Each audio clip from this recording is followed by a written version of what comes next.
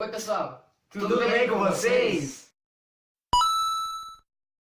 Hoje a gente vai falar sobre eletricidade e magnetismo, um trabalho sugerido pela professora Marlene da disciplina de Ciências. Olá pessoal, meu nome é Victor, meu número é 28.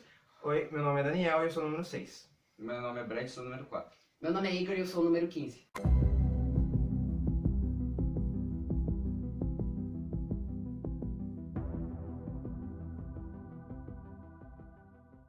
Primeiramente a gente vai estar falando sobre magnetismo. Mas o que é magnetismo?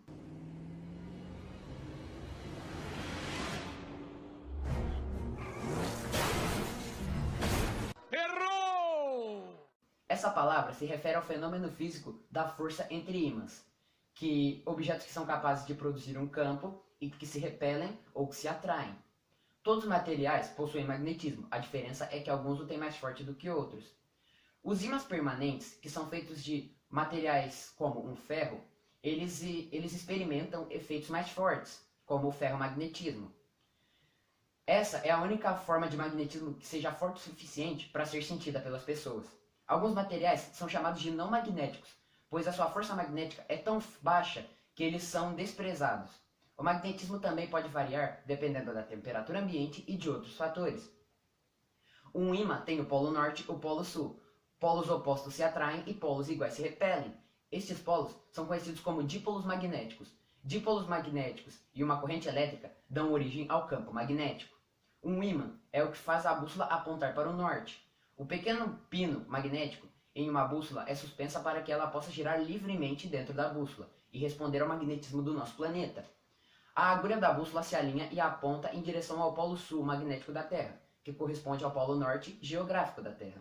A bússola foi o primeiro uso prático de ímãs, que foi descoberta pelos chineses na China antiga. Ah, agora eu entendi! Agora eu saquei! Agora todas as peças se encaixaram. Todo mundo que já brincou com algum ímã sabe que a maneira que ele transmite informação, ou seja, a maneira que ele interage com outros materiais, é a distância, não precisa necessariamente do contato. Essa área ao redor do ímã, que ocorre esses processos, a gente chama de campo magnético. A gente representa o campo magnético assim. Olha que legal! Como podem ver, há linhas saindo de um polo ao outro. Essas linhas são chamadas de linhas de indução magnética, ou só indução magnética. Vemos que sua orientação é de sair do polo norte e ir ao polo sul. Podemos analisar que perto dos polos há mais concentração de linhas. Nessa área é onde há maior potência de um ímã, ou seja, quanto mais concentração de linhas, mais forte será o campo magnético. Se a gente pegar limalha de ferro, que é um tipo de pó de ferro, e colocar em cima de uma folha com um ímã embaixo, a gente vai perceber que a limalha de ferro vai tomar a forma daquela representação que a gente mostrou antes.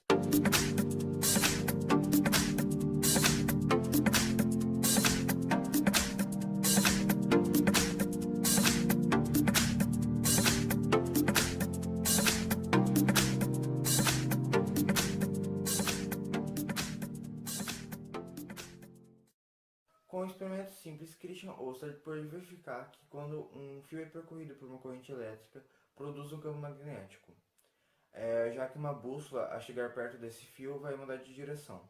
Um fato meio estranho também é que na bússola, a parte que aponta é o norte da bússola, e o norte da bússola aponta para o norte da Terra. Mas a gente já não tinha visto antes com o Igor que polos iguais se repelem? Então, na verdade, os polos da Terra estão trocados. Sendo o polo sul da Terra é o polo norte magnético da Terra e o polo norte da Terra sendo o polo sul magnético da Terra. É mesmo, é? Para sabermos a direção do campo magnético provocado por um fio, usamos a regra da mão direita, que é a seguinte. Com a mão direita, envolveremos o fio com o polegar estendido apontando para a direção da corrente elétrica. Os outros dedos apontarão de forma circular a direção do campo magnético. Agora, sobre o geomagnetismo ou o campo magnético da Terra. Sim, a Terra tem um campo magnético e ele é importantíssimo, já que sem ele a gente não teria a proteção dos ventos solares, que são radiações vindas do Sol. E ele também serve para a orientação da bússola, que segue as linhas de indução magnética da Terra. Agora, vamos falar um pouquinho sobre imantação. Resumindo basicamente para vocês, a imantação ela é simplesmente um método de separação de misturas utilizando ímãs. Eu vou falar agora um pouco sobre a corrente elétrica. Então, a corrente elétrica é um fluxo ordenado de partículas portadoras de carga elétrica ou deslocamento de cargas dentro de um condutor, quando existe uma diferença de potencial elétrico entre as extremidades. O deslocamento procura restabelecer o equilíbrio desfeito pela ação de um campo elétrico ou outros meios. No caso, seriam as reações químicas entre atrito, luz e etc. Sabe-se que microscopicamente as cargas livres estão em movimento aleatório, devido à agitação térmica. Apesar desse movimento desordenado, ao estabelecermos um campo elétrico na região das cargas, verifica-se um movimento ordenado, que se apresenta superposto ao primeiro. Esse movimento recebe o nome de movimento deriva das cargas livres. Raios são exemplos de cargas elétricas, bem como o vento solar. Porém, a mais conhecida provavelmente é a do fluxo de elétrons através de um condutor elétrico, geralmente metálico. Em todos estes anos nessa indústria vital, esta é a primeira vez que isso me acontece. O conceito de energia está relacionado à capacidade de produzir trabalho. A energia causa modificações da matéria, muitas vezes de forma irreversível. Bom, vamos lá, galera. Circuito elétrico. Bom, o circuito elétrico, primeiramente, você tem que saber que ele é fechado, tá? E ele começa e termina em um único ponto. E todos os componentes que estão no circuito elétrico, eles servem para facilitar a passagem de energia, tá? É claro! Bom, para que eles são usados? Para que o circuito elétrico é usado? Bom, ele é usado para fazer a ligação de dispositivo eletrônico. Só que, tipo, tudo isso vai depender do quanto aquele componente suporta, sacou? Então, vamos supor, vai depender tudo da tensão suportada pelo componente.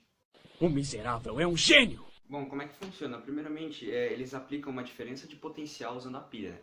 E até essa pilha descarregar, vai estar rodando energia. E, tipo, enquanto a energia estiver rodando, essa energia vai ser transformada em diferentes tipos de energia, né, no caso. Calor, luz e etc. Você entendeu, velho? Bom, galera, gostaram? Vou resumir com 2 palavras. Parabéns! Essa foi a nossa revisão sobre eletricidade e magnetismo. Se você gostou, dá um like para ajudar a gente e fui! Now the world don't move.